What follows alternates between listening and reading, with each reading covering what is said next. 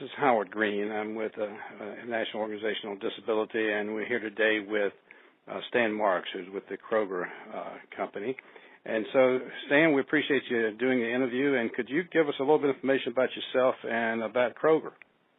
I sure can, Howard. I've been with the Kroger Company approximately 18 years, and I've spent quite a bit of time in human resources, and that's included the responsibility for recruiting and onboarding qualified candidates. I have, been involved in developing people professionally, coaching, mentoring, and making sure that people have every opportunity to be successful here. That's the majority of what I can tell you about what I'm doing here at Kroger. And then as far as Kroger goes, let me say this, Howard. We're one of the largest retailers in America, and we employ about 370,000 associates nationwide. We have around 2,641 supermarkets in 34 states. We've got 786 convenience stores, 327 fine jewelry stores, about 1,200 plus supermarket fuel stations where we sell gas, of course, 38 food processing plants, and about 39 distribution centers, which is part of the group I'm with, the logistics group. That's just to give you an idea of, what we're all about, Howard. That's a big operation, Stan.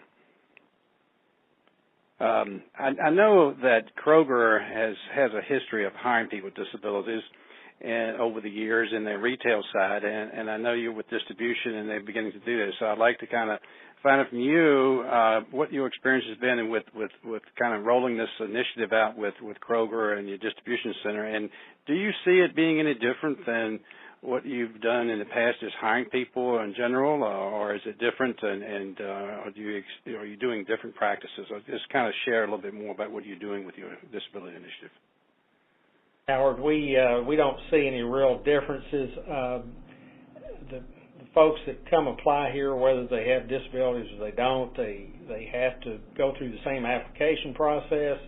They have to go through the same background process. They get the same pay for the same type job, regardless of whether they have a disability or they don't.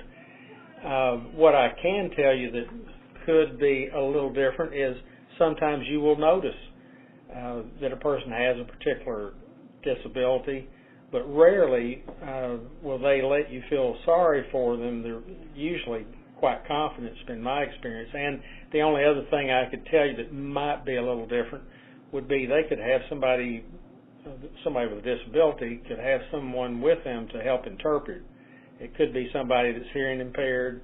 It could be some other situation. So occasionally we'll have another person come in and help interpret, but that's no different than somebody that is from another world nation and hasn't learned English completely yet. They may have an interpreter too. So in general, no, we don't see any real difference, Howard. So you could have people with disabilities working for you who are hearing impaired and have an interpreter, but you could also have people who might need what they call a job coach. And so have you had any experience with that, or is that a problem for Kroger having a job coach on site? No, I think getting into it is a little different, and it took one or two experiences to get comfortable with it. But here's how it works in my experience. What we do is we talk to that person that comes as a job coach to help the person get onboarded here, and we give them a small orientation of what we do here, the work area that we're going to, so they have some idea of what we're trying to accomplish. But we've had no negative experience with job coaches. We've even had one of our people who was going to have a job coach for a week. After about the second day, asked them if they would mind going on because they thought they were okay without them. We've had that experience too. Well, good. Is there any advice you would give other companies who are thinking about, getting ready to start a disciplinary hiring initiative in recruiting and hiring more people with disabilities? Any advice you would give them? Or how did you you want to talk about how did you kind of get started in this? Well, if I back up approximately a year ago, several of us went to Windsor, Connecticut to see Walgreens distribution center in that region of the country. And as best I recall, about 53% of their people had some known disability. On that trip, we had John McPherson, who was the senior director is the senior director of labor relations. We also had Reuben Schaefer, who's our corporate diversity official with Kroger, and Mark Navafelt, who's our senior supply chain manager in Cleveland, D.C. And as we went to that facility, we learned a lot of things. Basically, we walked away thinking that people with disabilities were no different than people without disabilities.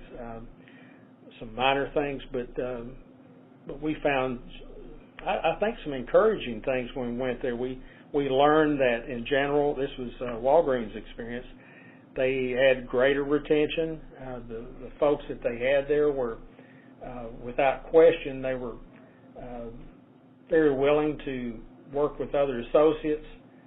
They were willing to take whatever their supervisors gave them to do, and they did it with zeal. So we came away thinking we can do this too. Well, good. That's how you started? Yes. Often we'll hear that in businesses they have what they call a champion inside the company to help steer the program. Is that you, or at your site do you have other champions or someone who kind of leads it? Well, I think we got a whole team of champions.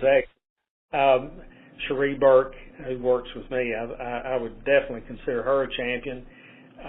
Yes, as far as advocating and believing in the program and telling others how good it is, I feel that I'm that champion too. But I will tell you this, we have a gentleman by the name of Frank Bruni. He's one of our vice presidents with our logistics group. And as you said a minute ago, our retail part of the business, they've been doing this sort of thing for some years.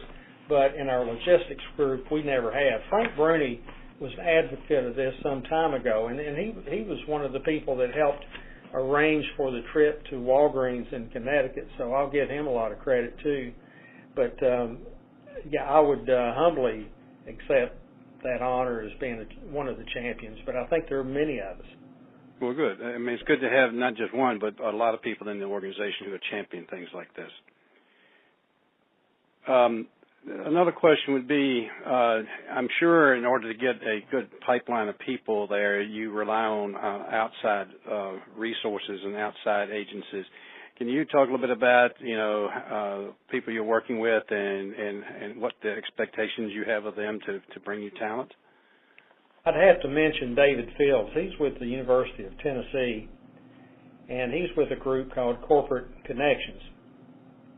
And obviously they work with businesses like ours. They try to help in many ways to ensure that business has every tool they can to improve certain aspects of what they do. David Fields was that person for us. He has become our liaison.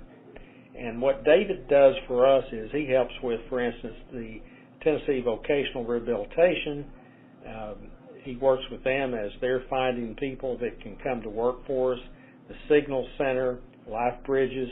There are a number of different groups in our area, maybe 30-some different groups that David either has touched or will touch to help recruit people for our facility. So without David, I don't know that we would have the success that we've had so far. So he's like your go-to person. He absolutely is. Can you talk a little bit about your training, your staff training, your managers, and has that been important to this initiative? Absolutely. One of the things that you will find early on, you'll have some people that are very excited about the program once we discuss it. That was the case here. But you also find some people that have apprehensions. For instance, we had a supervisor that was concerned about an hearing impaired person, what they would do if, say, the building caught on fire, something odd like that. And what we learned is that person would probably respond more quickly. Even though they couldn't hear an alarm, they could feel the vibrations of that alarm. And usually they have a greater visual acuity, so they could see lights blinking, which we have in those kinds of cases. And that's just maybe not the best example, but we went through sensitivity training, Howard, and that's something I would suggest for any company that's thinking about going down this path. That would be one of the first things to do. After we had a sensitivity training, we started having a lot of our folks here, supervisors, managers, talk about people in their families that had disabilities, or friends or neighbors, or somebody had a big impact on them in their life. And I think that it sensitized us in a broader way, and not just to people with disabilities, but people without disabilities, to everybody. So I think it was a big benefit as we went through that sensitivity training, Howard. That's good. That's real good.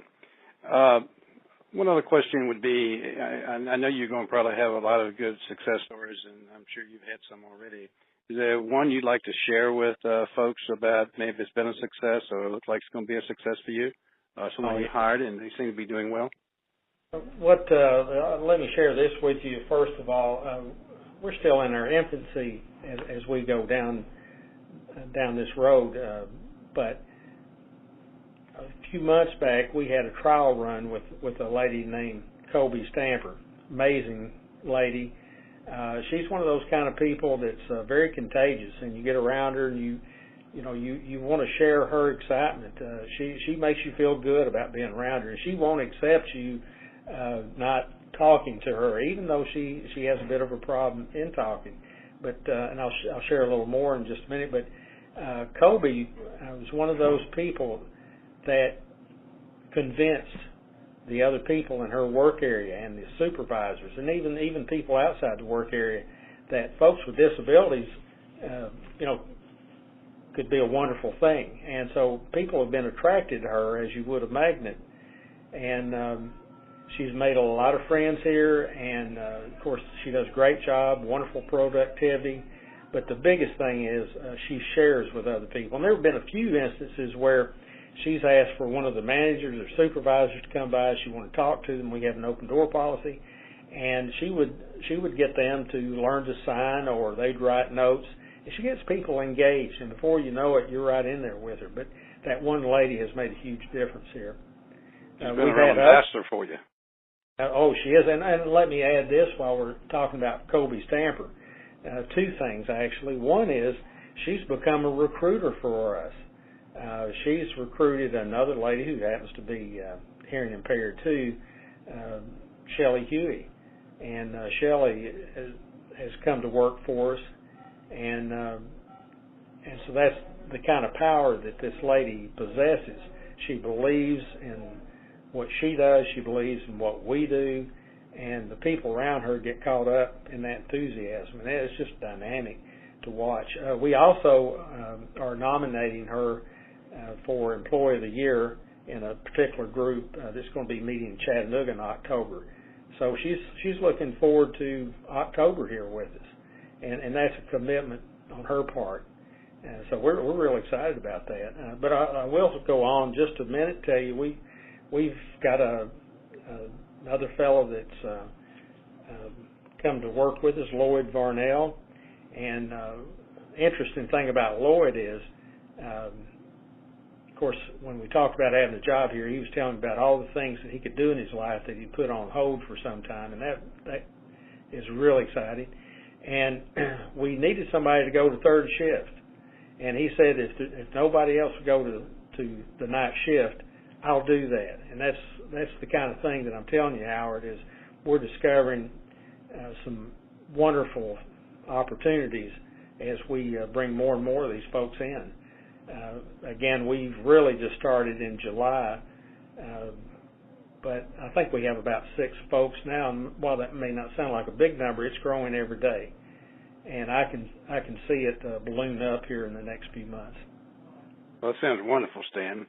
Before I let you go, I know you talked a minute ago about one of the important things is training, and that's what you would tell other businesses. But is there other information or advice you would share with a business who's getting ready to embark on something like this that would be critical? Just some last thoughts about what you think people should do. I think one thing that would be invaluable to any company, any group that's thinking about hiring folks that happen to have some disability, I would talk to other businesses that have some type of effective program in place. I'd get some of their thoughts and some of their ideas, and I'd ask questions of them. I think that could be one component. The other thing is that there are a lot of, I mentioned just a minute ago, David Fields. There are people like David Fields in any state, in any locale, in any state government that you can go talk to.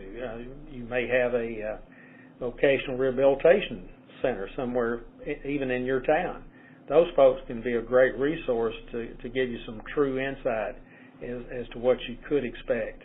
But I will say this is nothing to be frightened of or have any trepidation about.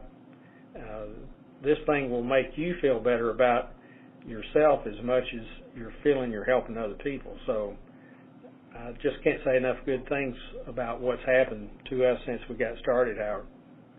Well, Stan, it sounds like you're doing wonderful things there, and wish you a lot of luck as you move forward. And I think, as you said earlier, you're going to be expanding this. So I appreciate your time. This is great information for other people that are here, and we look forward to talking to you again. So thanks a lot.